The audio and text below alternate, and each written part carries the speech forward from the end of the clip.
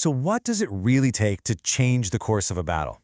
I'm not talking about an entire war or some grand campaign. I mean a single, brutal, grinding fight where every single inch of ground is paid for in blood. Sometimes, it just takes one person. One person who looks at the impossible odds, sees their friends dying all around them, and just decides enough. This story, the one we're going to dive into today, is about that one person. All right, so let's set the scene. Our story begins in a place that many who were there just called Hell on Earth, the island of Iwo Jima. We're talking about a volcanic rock of black sand, where U.S. Marines were facing a task that seemed completely impossible. They were up against the defense designed from the ground up to be absolutely, positively unbreakable. I want you to try and imagine this for a second. For 3 straight days, the 21 Marines were completely and utterly paralyzed. They had lost 40% of their men, think about that, almost half their unit, without gaining a single meaningful yard of ground. It was like they were just throwing themselves against a solid wall of fire, and that wall just would not budge. Every tactic they had in the book, it had failed. Miserably. And here's the reason why. Military experts, looking back, have called Iwo Jima perhaps the most elaborate defensive position in military history. And that was no accident. It was the masterpiece of a brilliant Japanese general, Lieutenant Kobayashi. He knew he couldn't win a conventional fight. He couldn't match America's overwhelming firepower. So he changed the game. His entire strategy was to make the cost of taking that island so horrifyingly high, so bloody, that it would break the American will to fight.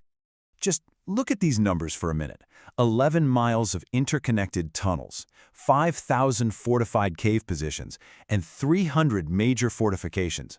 This wasn't just a defensive line, it was a fortress built inside a mountain, a subterranean nightmare. You couldn't bomb it into submission, the shells would just bounce off. You couldn't go around it. The only way was through it. So the immediate objective for the Marines was this little airstrip, Airfield Number One. But standing right in their way was this dense web of reinforced concrete pillboxes. And they weren't just randomly placed. They were all designed with interlocking fields of fire. They had essentially turned the approach into a mathematically perfect kill zone. Sherman tanks? Knocked out almost instantly. Infantry assaults? They were just shredded. The stalemate felt totally and completely absolute. And it's into this meat grinder, that an unlikely hero steps up. When the call went out for a volunteer to take on what everyone knew was basically a suicide mission, one man raised his hand. And the contrast here is it's stunning. The mission needed a giant killer, a superhero. And what did it get? It got Corporal Woody Williams, a guy who stood just 5'6". In fact, the Marines had actually rejected him at first for being too short. He was this quiet kid from a dairy farm in West Virginia, the youngest of 11 children. Seriously, he was not the hero you would ever cast in a movie. And this was the tool he chose, the M22 Flamethrower. I mean, look at this thing. 68 pounds of liquid fire strapped to his back. It only held about 8 seconds of total firing time. 8 seconds. And the moment you put that thing on, you basically painted a giant bullseye on your back. You became the #1 priority target for every single enemy soldier on the field. It's no wonder flamethrower operators had the shortest life expectancy in the entire Pacific War. So why? Why would he do it? When he was asked later, there were no grand speeches about patriotism or glory. There was only this simple, grim, pragmatic logic. He said someone had to do it. We couldn't stay there forever. He saw his friends being cut down for absolutely nothing, and he decided that trying to do something, even if it meant his own certain death, was better than doing nothing at all. What happened next was one of the most intense, sustained acts of individual combat you will ever read about. For 4 solid hours, Woody Williams waged a one-man siege against a fortress that was designed to stop an entire army. This timeline just shows you the relentless pressure he was under. He starts his approach at 11:15 in the morning. It takes him almost an hour of crawling through a storm of machine gun fire just to reach the first pillbox. He fights for another 40 minutes, then goes back to get more fuel, and then, and this is the part that gets me, he goes back in for nearly 3 more hours until his body just finally gives out and he collapses from pure exhaustion. But this wasn't just raw courage, you see. This was battlefield genius being forged in real time. Williams was literally rewriting the tactical manual on the fly. Instead of those long, wasteful sprays, he used these short, 1-second bursts to save precious fuel. He figured out that the choking smoke from the fire was almost as deadly as the fire itself, and he used it to fill those tunnel networks, turning the enemy's greatest strength into a death trap. He even climbed on top of the pillboxes to attack them from angles they thought were completely safe. It was brilliant. Let's just pause on this for a second, because this is so important. He could have stopped. He had already taken out pillboxes, his mission was already a success by any measure. But he refilled that 68-pound tank, slung it on his back, and walked back into a kill zone where every single enemy rifle and machine gun now knew exactly who he was, what he was carrying, and was just waiting to kill him. That decision, right there, it's almost beyond comprehension. His actions didn't just win some small skirmish, they literally turned the tide of the entire battle for that whole sector. And with it, of course, came the nation's highest honor. But that medal, well, that medal carried a weight all its own, a weight he would carry for the rest of his long life. So what was the immediate result? It was staggering. In the 2 hours that followed his assault, his company advanced 300 yards. Now that might not sound like a lot, but it was more ground than they had taken in the last 3 days of brutal, non-stop fighting combined.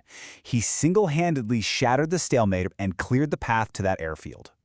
So on October 5th, 1945, President Harry Truman placed the Medal of Honor around his neck and he leaned in and said, "I'd rather have this medal than be president." And with that quiet wit of his, Williams reportedly replied, "Sir, I'll trade you."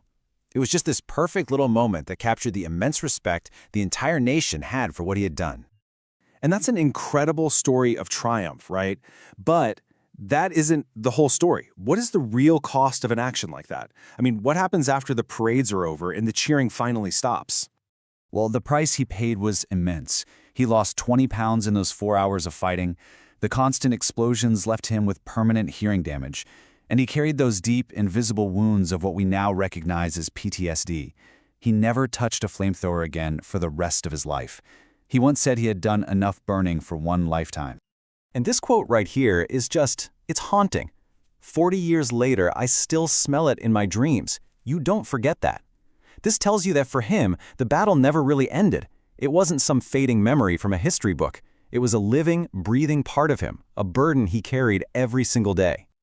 But Woody Williams refused to be defined or crushed by that burden. Instead, he transformed it. He found a new mission, a final mission, that would define the next 77 years of his life, a mission of service and of healing. He spent 33 years working for the VA, helping other veterans navigate the difficult journey home. He became this powerful, tireless voice for recognizing the invisible wounds of war, and his foundation is built over 100 memorials for Gold Star families, the families who've lost loved ones in service. He literally turned his own private pain into a lifelong public purpose to help others bear theirs. And then there was this incredible moment. In 2015, at 91 years old, he went back to Iwo Jima. And on the exact same black sand where they had once tried to kill each other, he met a Japanese soldier who had survived that very battle. And the two old warriors, they shook hands. It was just this powerful testament to peace and reconciliation. You know, maybe his entire life's philosophy is captured in this one piece of advice he gave his grandson, who was also a Marine, deploying to war. He told him that war demands you do terrible things, and if you have to do them, you have a new responsibility. Spend the rest of your life making sure they were worth it. Which brings us to a final thought. Woody Williams' story isn't just about what happened on one island so long ago. It's a story about purpose, about sacrifice, and about the moral burdens we choose to accept. And it really asks a question of all of us, doesn't it? What weight are you prepared to carry for the things that truly matter to you?